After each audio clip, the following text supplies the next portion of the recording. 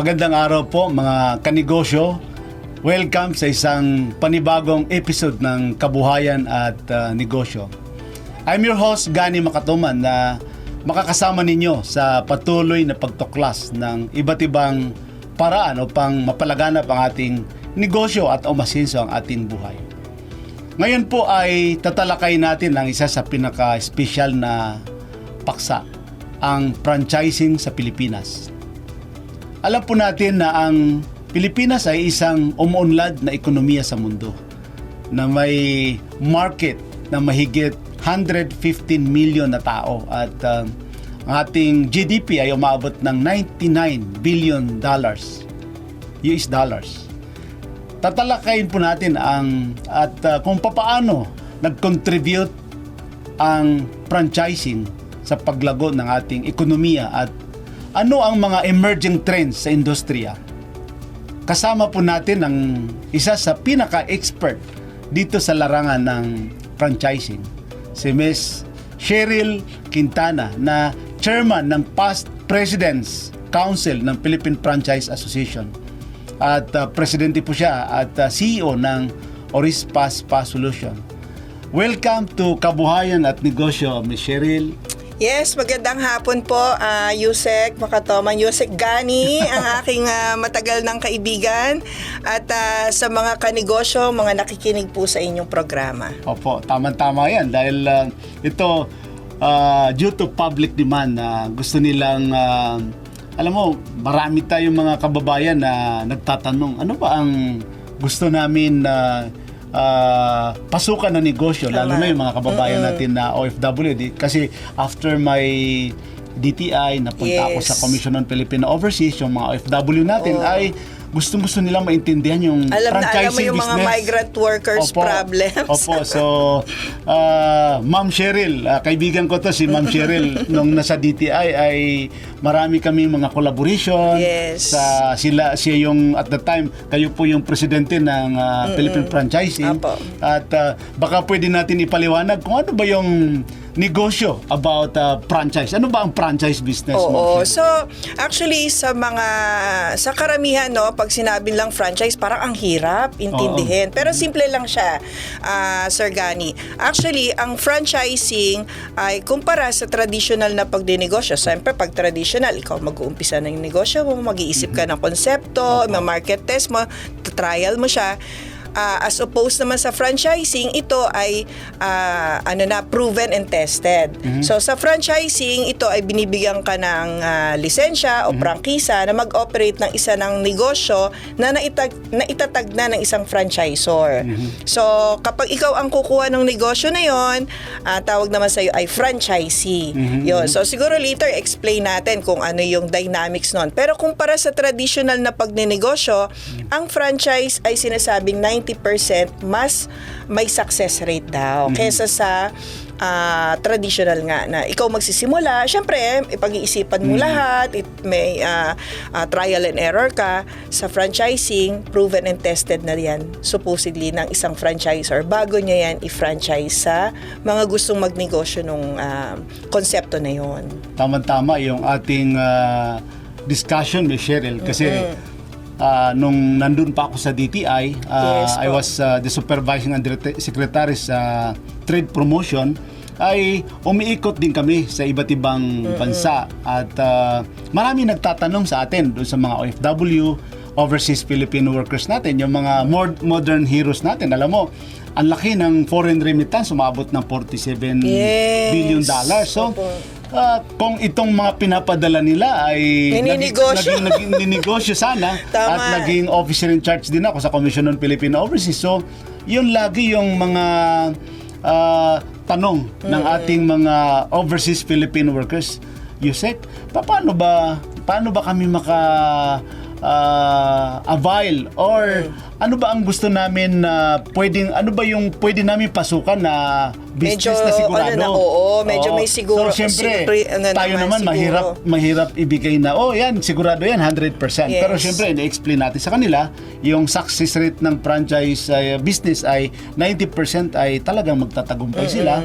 kaysa sa mag-umpisa sila ng Sa kanila negosyo lang. na hindi nila masyadong kabisado, ay ang success rate nun ay 30%. So, yun ang gusto ko sana itanong kasi public demand ito, Miss Cheryl. Yes, Ano ba yung, paano ba makakabili or paano ba makaka-umpisa ang ating mga kababayan? Hindi lang yung mga OFW natin, yung mga kababayan natin na gustong pumasok sa franchise. Yun. So, alam nyo naman yan, Sir Gani, nung pandemic, di ba, nagkakatrabaho tayo para ma-reach out ang maraming mga kababayan natin kasi marami rin sa merkado yung nagpo-proliferate ng mga scams. Tapos Scam. sasabihin nila, sila ay franchising. So, para makaiwas po tayo dyan, dapat lamang ay pupunta tayo doon sa mga legitimate, no, sa sources ng franchise at saka yung mga shows na legitimate. So, ano po yun? So, kami naman po sa Philippine Franchise Association, ang PFA ay isang asosasyon ng mga franchisors at mga stakeholders ng franchising. 1995 pa po siya nagsimula. So, napakatagal na. Tapos, kami ay meron din kami mga public awareness campaign tungkol dito sa anti-scam ng mga yun nga, bumibiktima ng mga kababayan natin. Ang Philippine Franchise Association ay isa siyang parang umbrella organization ng mga iba't ibang franchisors. So, kung anong nakikita ninyo sa market, ano ba, pumunta kayo sa mall, malamang mula sa mga pinakamalalaking konsepto katulad ng mga Jollibee, no, Wendy's, McDonald's, for example. So, both foreign at saka Filipino franchise, homegrown, ay miyembro ng PFA. So, meron din kaming website ngayon. Naglagay na kami ng website para mas madaling ma-access ninyo sa internet lang, titingnan ninyo kung membro ba namin yon. Kasi pagka po ang isang franchise concept o isang franchisor, para maging miyembro namin, napakahigpit ng Actually ngayon po hina-handle ko ang membership committee. Ako ang director ng membership committee. Para makapasok sa amin bilang miyembro, kinakailangan establish talaga sila. 3 taon na sila nag-ooperate, sila ay may mga company owned, sila ay may fly-by-night mahirap yung ganon. So, kumbaga ito ay nasala na. So, ngayon, para sa mga kababayan at saka yung mga manonood nyo, Sir Gani, na gustong mag-franchise, no, yan siguro mag-uumpisa kayo. Ano ba ang investment na gusto nyong pagsimulan? O, kasi iba-iba. May kalahating milyon ba ay kakayanin na? O, 1 milyon. Kasi pag syempre yung mga malalaki, medyo multi-million na yon. Yes. So, iba-iba yung appetite ng risk ng mga kababayan natin. Marami kaming we are responsible for 2,000 brands. Wow. Franchise in the market. So marami kayong mapapagpilian. Meron siyang food, yun ang pinakamarami. Merong retail, katulad yung sa aking negosyo, retail siya. Tapos meron siyang services, yung mga salon, spa, yung mga pet pet grooming yan. Usong-uso ngayon. So yan ay nasa service naman na subsector ng franchising. So marami kayong pagpipilian. At yun nga, sabi ni Sir Gani, ito kasi, bakit siya masigurado, no, kaysa sa nagsisimula ka pa lang, on your own ka. Meron ka kasing franchisor na meron na siyang organisasyon din, may mga tao siya, na siyang magte-train sa'yo. Tried and tested siya. Oo, tried and tested. Tapos sir, sila ang magte-train sa mga tao mo. Bago magsimula sa location pa lang, paghahanap ng lokasyon ng iyong negosyo, tutulong na sila. So, sa training ng mga tao mo, dapat nandiyan sila. So, yun ay actually isa yun sa mga panuntunan or guidelines para malaman mo kung fly-by-night ba yan. Kasi hindi pwedeng kaliwaan lang tayo ng pera tapos babay na, bahala ka na mag-operate, di ba? Yun. Napaka-importante itong pinag-usapan natin kasi minsan yung mga franchising, no, ay pagka hindi nila masyado rin binabasa yung mga nandun sa kontrata, ay medyo, kasi mayroon akong kaibigan na naging successful yung kanyang franchise after 5 years, parang ayaw nang ituloy ng franchisor so parang sila na naging company owned na. So yun yung gusto natin maintindihan ng ating mga kababayan na nais pumasok dito sa franchising business. At doon nga sa pag-ikot namin sa trade promotion noon ay marami rin ako like yung mga homegrown natin. Siguro naman pwede natin banggitin yung like for example sa Jollibee. Yung Jollibee ay homegrown yan, very popular. Akala ng mga taga Brunei ay Brunei own yung Jollibee, pero yung pala kasi sikat ay na sikat sa kanila. sikat na sikat, lalo na sa GCC country. So, yun yung malalaki naman. Kaya lahat na yung mga kababayan natin, lagi nilang tinatanong, ano ba yung pinakamaliit na pwede namin pasukan na franchise? Ano ba yung pinaka-minimum na franchise business na pwede namin pasukan? At ano yung mga basic requirements sa negosyo na to, Ms. Cheryl? Yes, marami ngayon ang medyo mas mababa na yung capital or franchise investment na ilalabas nila. Pero siguro kung ako tatanungin ninyo, paano ba malalaman kung yan ay legitimate na negosyo, no? Wag naman yung sobrang parang pinamimigay na 20,000, 50,000 lang. Ibig sabihin kasi niyan, minsan ang binibenta lang pala nila yung signage o kaya naman yung mga materyales lang, di ba? Hindi naman yun ang kailangan ninyo kasi katulad niyan, internet, ang dami nyo nang makukuhang suppliers, no? Ang kailangan ninyo yung sistema ng franchisor. Paano siya naging successful? Ito yung ituturo niya sa franchisee. So siguro mga capitalization ngayon, may mga nag-o-offer na mga 200,000. Oo. Sa amin yung konsepto namin, less than 500,000 din siya para mag-open ng isang tindahan. So maraming pagpipilian. Siguro sizable na investment, ganun nga, mga 400,000 pababa. Okay, yun, 400. So, ngayon po... Kompleto na dapat yun. Okay. So, ngayon po, pag-usapan naman natin, Ms. Cheryl, yung current trends, no? Ano yung mga emerging business trends ang nakikita mong makakapekto sa franchising landscape sa mga susunod po na taon? Well, ngayon makikita natin dahil ano rin yan, Sir Gani, dinidictate din after ng pandemic, no, nagkaroon din tayo ng iba-ibang consumer trends. Ano ba yung pangangailangan ng mga customer?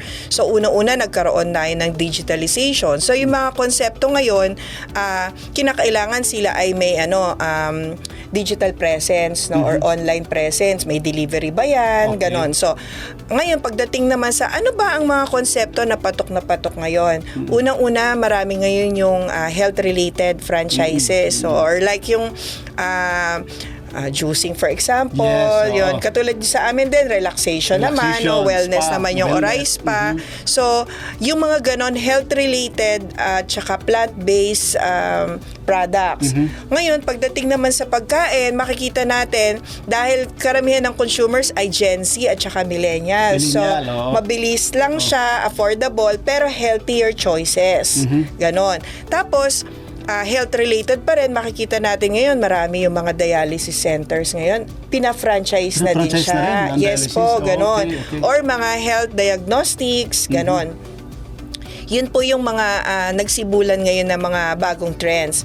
Sa pagkain naman, makikita natin ngayon, nagkakaroon ng pagyabong ng coffee culture. Di ba? Ang dami mga coffee shops, at saka yung mga mobile coffee shops. Kasi nga, yun yung dinidikta ng consumers. Kasi napakabata ng merkado ng Pilipinas. So, kailangan hip ka, at saka nila yun, base sa kanilang lifestyle. Hindi na nga sila mahilig ng yung sabihin mo, lalabas o bar o mag-iinom, no? But makikita mo, nagkikwentuhan, coffee. Diba? Yun ang kanilang gusto.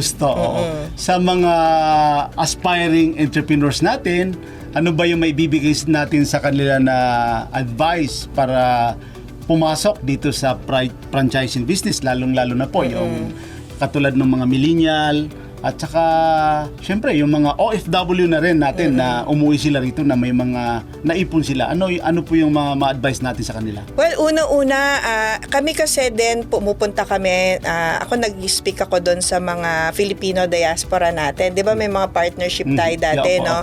With PTIC, ng DTI, yung Philippine Trade and Investment Center, at kinakausap natin yung mga overseas Filipinos natin na instead magpadala lang kayo ng pera, himukin ninyo yung inyong mga pamilya na pumasok sa pagninegosyo. So, tulungan sila na makapag-invest. Unang-una, syempre, tatanungin ninyo, ano ba ang investment na kaya ninyo? Huwag nyo masyadong i-break yung likod ninyo sa hindi nyo kaya, no? Mababaon kayo sa utang dahil gusto mo big time kaagad, di ba? Halimbawa, gusto mo isang malaking fast food chain, multi-million, pero ang kakayanan mo lang ay less than 1 million, di ba? So, hindi yun ang para sa iyo. Ano yung investment na kaya mo? Ano yung risk na kaya ninyong harapin, no? Pangalawa, titingnan ninyo yung profitability nung franchise na gusto ninyo. Madalas, ang mga franchisors naman ay habang kayo tinatawag yan ay due diligence, ibig sabihin ay pinag-aaralan nyo yung negosyo bago ninyo kayo tumalon, no? Or mag-franchise. Pinapayagan nila yan, pakita yung kanilang profitability. So, aralin nyo siya. At syempre, titingnan nyo din saan ba nababagay yung skills ninyo? Kasi lahat tayo may kakayanan, no? Meron tayong, kahit hindi negosyante, meron kang skills, meron kang passion, dapat nagmamatch doon. Kasi baka hindi mo naman pala gustong puntahan yung tindahan mo o tauhan, Hindi mo diba? passion, Kasi hindi mo naman pala gusto yun. So, ano yun, kahit anong gawin ng franchisor, kung hindi mo mismong tututukan, i-promote yung negosyo mo, wala din yun. Oo, tama yun. At kung ikaw siguro kailangan i-consider rin nila yung lugar, no? Yes, kung sila ay taga Quezon City, ay ang gusto nilang pwesto sa Alabang, siguro hindi rin yun. Oo, kasi napaka-traffic traffic at saka napaka-mahal, no, ng gasolina ngayon. So, dapat yung tama ka doon, Sir Gani, dapat malapit lang, no, yung proximity sa inyo para madalas yung pupuntahan yung tindahan ninyo. Pero ngayon, pagdating sa location, unlike noon na sa malls talaga ang punta ng mga tao, ngayon, maraming konsepto ang ano na siya, yung nagsiset up sila sa labas ng malls. Tapos ngayon na nakikita rin namin, yun nga yung mga mobile, binabanggit mo.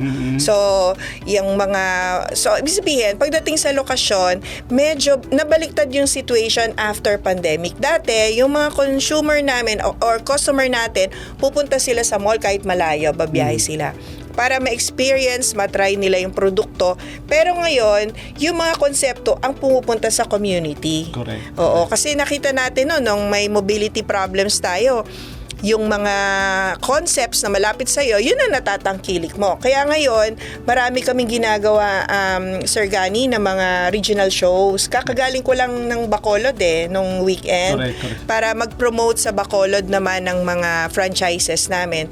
So, ngayon, mas marami ang franchisors na gusto nilang lumabas sa Metro Manila. Correct. Yan. Speaking of yung mentorship, alam ko, yung tinuturuan nyo, yung mga MSME natin, ay advocacy po yan, Miss Cheryl. Pag-usapan po natin yan sa pagbabalik po ng kabuhayan at negosyo. Please stay tuned po. Nandito pa rin po kami, mga kanegosyo, and speaking of insights, you published 2 books on entrepreneurship. Baka pwede nyo pong i-share sa amin, Ma'am Cheryl. Alam ko, napaka-active nyo sa mentorship, mga micro, small, noon sa DTI, talagang tinuturuan nyo yung mga MSME natin. So, talaga napakahalaga yung mentorship program ninyo, advocacy nyo. So, please share with us, Ma'am Cheryl. Opo. Thank you so much for raising that. No? Yun yung parang closest to my heart. Yung mentorship sa mga nagsisimulang magnegosyo at saka yung mga nagnenegosyo na pero parang stuck sila. Ano bang gagawin ko next level? Actually, yung advocacy ko na yan, nagsimula yan kasi yung pagnenegosyo sa akin, di ko pinlan naman yun, Yusek. Yes. Parang after college sa UP, sociology yung background ko. So, community work talaga ako. So, nung time na nagnegosyo ako, parang ang layo dun sa field ko, no? Pero nung umano na siya, nag-level up na. Tapos nakita ko yung mga tulong like yung dati sa atin with DTI. Nakita ko na karamihan ng mga negosyante na Pilipino, kailangan lang nila ng motivation tsaka push. Paano nila paunlarin yung negosyo nila. Kasi karamihan nga, nananatili lang na maliit at saka parang nawawalan sila ng gana na, hindi naman ako lalaki kasi nasa probinsya lang ako. Parang ganon.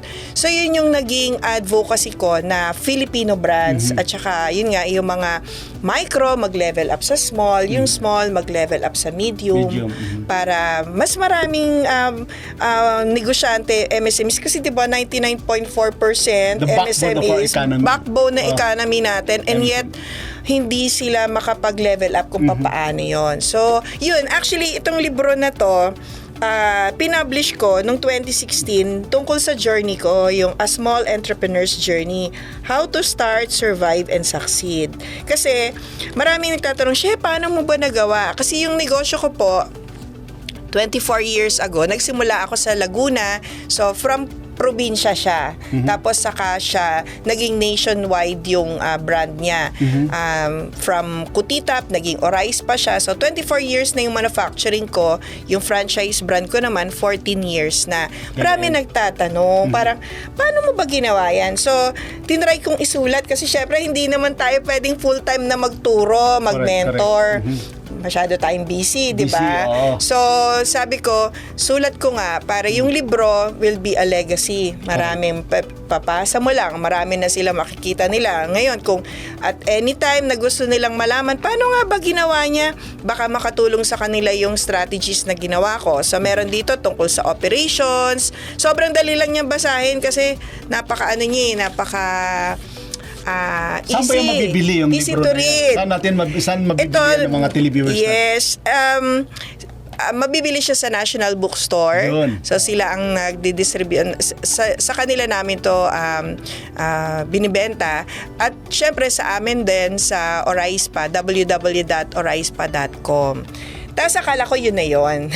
Kaso noong 2020, at the height of the pandemic, inabutan siya, 2018 nung sinulang ko isulat ito, tungkol sa mga Filipino brands. Kasi naisip ko noon, Sir Gani, hindi lang kami may pangarap na palakihin yung brand at i-export yung brand. Di ba noon pinag-uusapan natin sa investments nung ikaw nga yung chief doon na paano ba yung mga brands na ito mapapalago at i-export yung brand kesa i-export mo yung produkto na walang tatak ng Pilipinas. Correct. Yun.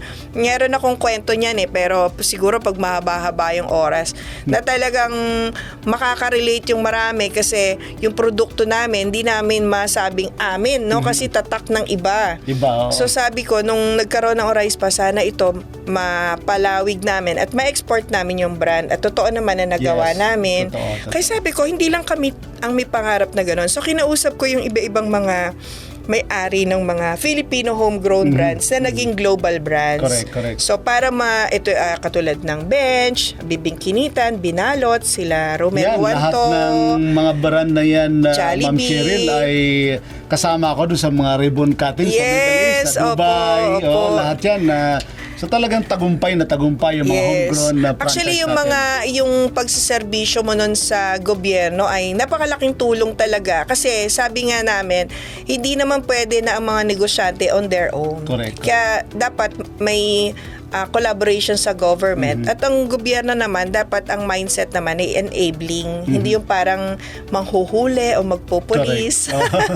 Parang dapat paano ba natin tulungan na lumaki. Yan. So iba-ibang mga brands to, pati yung kay Justin Uy Philippine brand, kinausap ko siya. Malago sa Davao.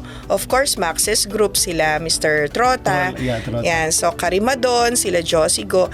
So at saka si Sir Joey Concepcion sa RFM. So kinausap ko lahat ng founders at nakasulat dito yung mga sikreto nila. Yan, para mahagi sa mga mambabasa. Paano ba lumaki ang, tinan nyo baka tulad dito, paano ba lumaki yung Bibingkinita nung year na gano'n? Yung may timeline siya. So, ito yung, the Mga Filipino brand. Formula. Formula nila for being a global brand. Para magkaroon ng pride yung mga overseas Filipinos natin na hindi lang pagtatrabaho yung kayang gawin ng mga Pilipino sa ibang bansa. Kayang-kaya nyo rin pong maging negosyante kung nasaan man kayo nandoon. At ipagmalaki yung Filipino brands. Yan. Galing. Talagang nakaka-inspire yan, Miss Cheryl, no? So, ano po yung mga usual challenges na na-encounter ninyo sa franchise business at paano ito nalampasan? At parehas ba ito sa mga kababayan na kagaya mo na may unique yung challenges sa tingin mo na inaharap ng mga business leaders natin, ng mga kababaihan. Ano ba yung naging role nyo rito at paano nyo nalampasan ito, Ma'am Cheryl? Parang ang daming ang daming points nung nung tanong ni Sir Gani. Pero unang-una siguro yung challenges sa franchising is yun nga yung finding the right partner. Kasi yung franchising, sabi nga namin, para din siyang marriage. Kasi you're married to your franchisor or to your franchisee for the next 3 years or 5 years, depende kung ano yung gaano katagal yung kontrata ninyo. Kasi nga kinakailangan yung values nyo pareho. Susundin nyo yung parehong sistema. So, ang challenge talaga is finding the right partner or finding the right franchise for you. Yan. Kapag na-shop nyo na yan at nalaman nyo na, ito, akma sa akin, ay pag-uusapan nyo na kung ano yung mga detalye. Ang susunod siguro nagiging challenge ay, syempre, financial, no? Correct. Kaya ngayon, nakakatuwa, marami ngayong mga financing programs naman. Ito nga nakaraan, kaka-MOA signing lang namin with DTI para dun sa SB Corp. Para naman magbigay ng financing sa mga franchisees. Ganyan. Okay. Opo, may ganung programa ngayon. Yun, bilang kanina may tanong si Sir Gani, ano mga challenges ng isang parang business leader kung ikaw ay babae, no? Oo, kasi unusual di ba? Puro kalalaki, dominated. Oo nga eh. Sabi nga rin sa akin ng mga kaibigan ko, no, parang puro male-dominated yung industry ng pagninegosyo. Siguro yung unang nagiging challenge ng babaeng negosyante, lalo sa akin, no, business leader, yung noong una hindi ako masyadong sineseryoso siguro. Siguro hindi ako masyadong, baka hindi niya alam kung ano sinasabi niya. Pero dahil nga ako nagsimula ng negosyo ko at on my own, tapos napalago ko naman siya, at yun na, katulong tayo, humbly, nabibigyan tayong pagkakataon makatulong sa iba. So, ko na siya, kaya kumbaga na semento ko na, no? Kaya sabi nga nung iba, pag tatanong sila, ano ba yung challenge lalo pag Women's Month? Tanungin ka. Ko, alam mo, sa totoo lang, kapag ikaw ang success kasi ay genderless. Ibig sabihin, ang pagiging successful, wala yan sa gender. Sa aking paniniwala, syempre, mas maraming,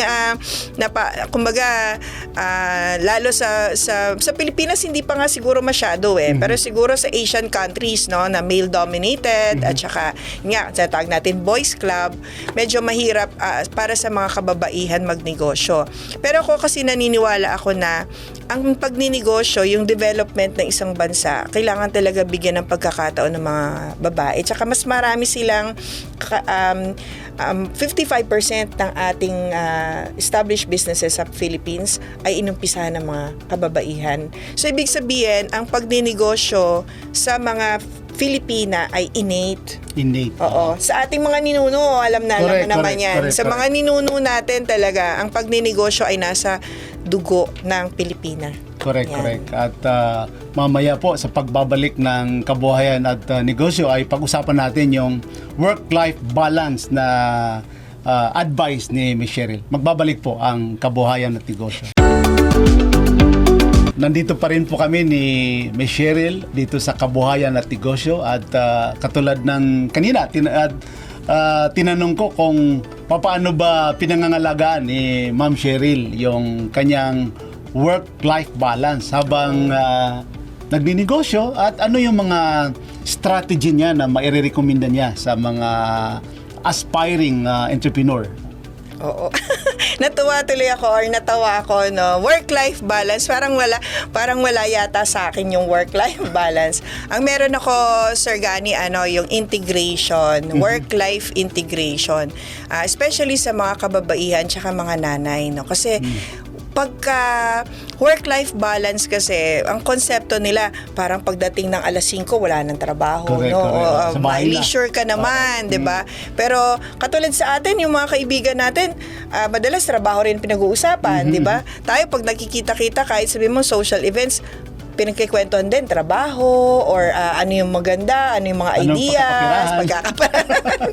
So, parang walang work-life balance. Ang meron, work-life integration. So, sa akin ganon bilang nanay, I want to be present sa buhay ng mga anak ko. Kaya kapag halimbawa meron silang school activity, nung maliliit sila, sabi sa akin, Mami, bakit yung iba daw nagbabantay sa kanila, abangan daw sila paglabas ng school, nasa school Sinusundo, premises, sinusundo ko sila para umalis ako sa school. Yung iba kasi Okay. nagbabantay. So ako naman, ihahatid ko sila, pupunta ako sa tindahan, tapos susunduin ko sila sa hapon. So pag may mga events, wala akong nami-miss out. Pero yun nga, pinapaliwanag ko sa kanila kung ano yung responsibilidad ko sa trabaho ko. So siguro sa mga nanonood, lalo ng mga kababaihan na nanonood, no, yung ngayon tinatawag natin self-care, no. Self-care, Yan, no, nagkaroon na ng women na empowerment lalong umuusbong, no. Nagkakaroon din ng usapin. Paano mo aalagaan ang sarili mo sa gitna ng maraming responsibilidad mo bilang isang babae?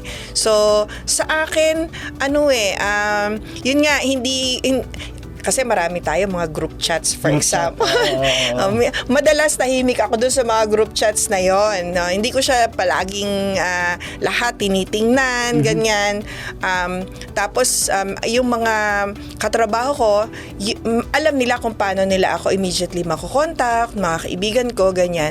Pero, yun nga, you have to learn how to say no. Hindi pwedeng lahat na lang pupuntahan mo.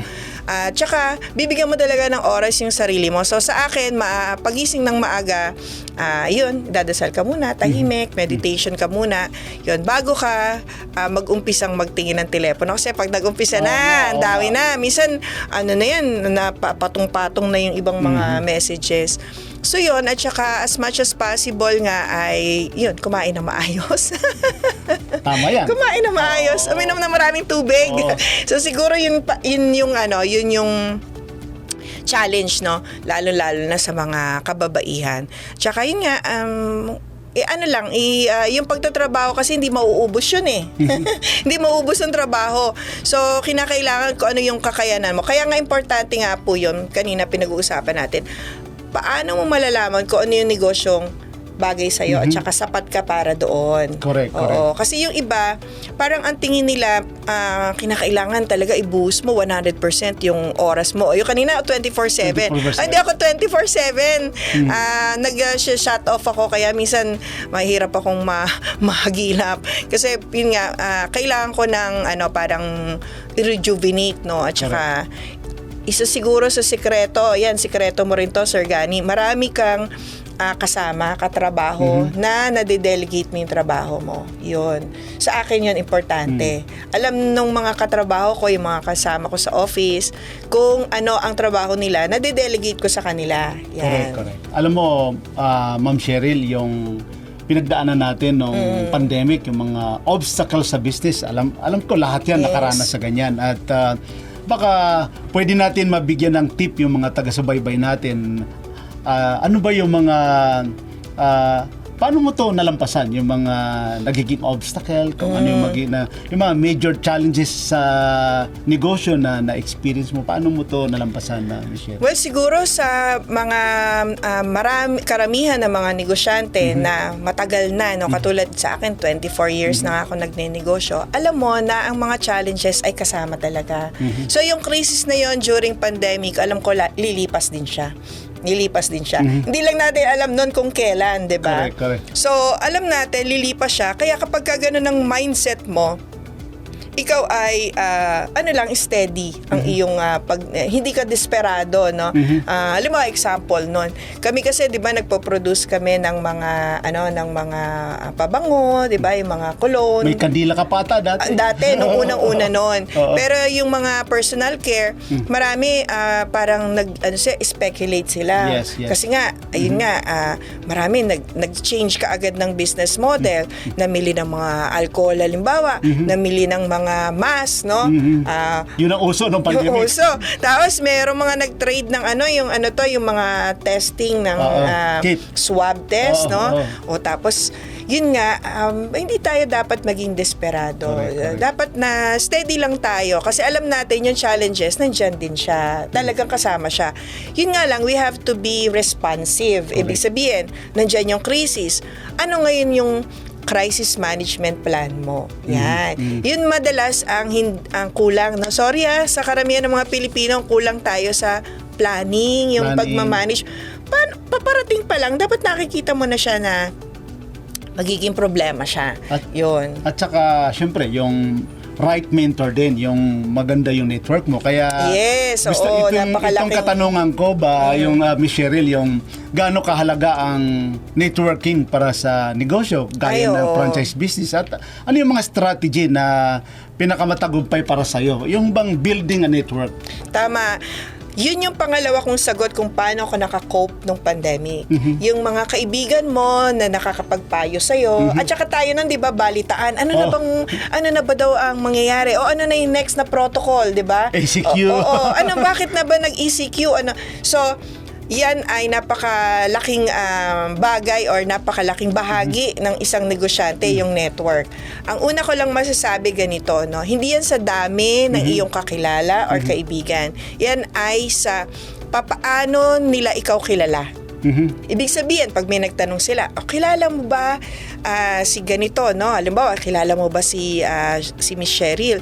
Maganda ba ang masasabi nung kinatanong na yon? Correct. So, dapat, yun nga, yung integrity mo, tsaka credibility mo bilang isang negosyante ay dapat maayos. Para yung network mo ay hindi ka nasisira doon sa network mo. At saka yun nga, ang pagninegosyo naman talaga, kahit naman sa buong buhay natin, relationships talaga. Yan. Importante. Oo, relationship building.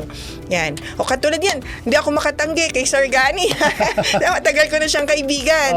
So, relationship building talaga through the years. Kaya, yun ay napaka-importanting sangkap. Yan. Alam ko yung you really play a very important role, lalong-lalo na dito sa sektor ng franchising, yung mentoring, yung advocacy nyo talaga para makatulong sa mga micro, small entrepreneurs, yung mga maliliit. At ano pa ba yung future aspiration ni Miss Cheryl para sa yung negosyo?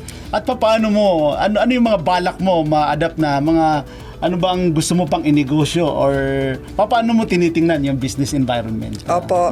Maganda nga yung natanong mo yan, Sir Gani, no? Kasi marami sa atin, after pandemic, parang ayaw na magplano. Ayaw na. Ang plano. Takot na. Kasi parang sira din naman yung plano, no, pag nagkaroon ng crisis. Pero hindi naman po. Actually, ako, gusto kong makita na, sa akin, sa personal kong negosyo, marami kaming aspirations na marating namin ang iba't ibang pulo at regions ng Pilipinas, no? Hopefully magkaroon ng orais pa sa Tawi-Tawi, sa Marawi, ganyan, no? Sa mga malalayong different regions, kumbaga, different cities and municipalities ng Pilipinas. Ang akin namang aspiration para sa buong sektor ay mas maraming Filipino brands ang itaas ang watawat natin sa iba't ibang bansa. Mas marami tayong makitang mga Filipino global brands katulad ng Jollibee ngayon, Yes. 'di ba? Namamayagpag sila. Oo. At marami pang iba, ma-access halimbawa na taas ang ating bandila. Nagiging Yan. mainstream na rin siya. At Oo. nagiging mainstream. Oo, sa At ibang bansa, di ba? Yes po. At tulong-tulong yan. Sabi ko nga, an entrepreneur, parang katulad ng bata pag pinapalaki mo, it takes a whole nation to raise an entrepreneur. Ibig sabihin, kayo, bawat isa sa inyo, kami ni Sir Gani, ay may kanya-kanyang ambag para yung mga Filipino global brands ay makilala sa ibang bansa. At Galing. maging proud tayo bilang isang Pilipinong negosyante. Galing. At check na maraming natutunan ng ating mga televiewers dito sa Kabuhayan at Negosyo kay Miss Cheryl.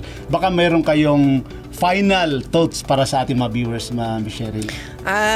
Yun lang po masasabi ko, pag kayo ay nag-isip na magnenegosyo na kayo, no? Gawin nyo na. Marami naman tutulong sa inyo. Yung iba kasi, mag-iisip kayo, tapos, ay, bakit naumpisa na ng iba, nagawa na ng iba? Kasi nga, pabagal-bagal tayo. Di ba sabi nga, daig ng maagap ang masipag.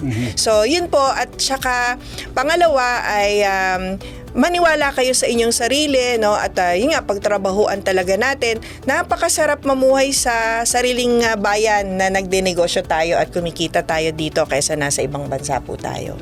Maraming salamat po, Miss Cheryl, at sa pagbabahagi ninyo ng mga maraming advice sa ating mga televiewers tunay kayong inspirasyon sa tagumpay ninyo sa negosyo.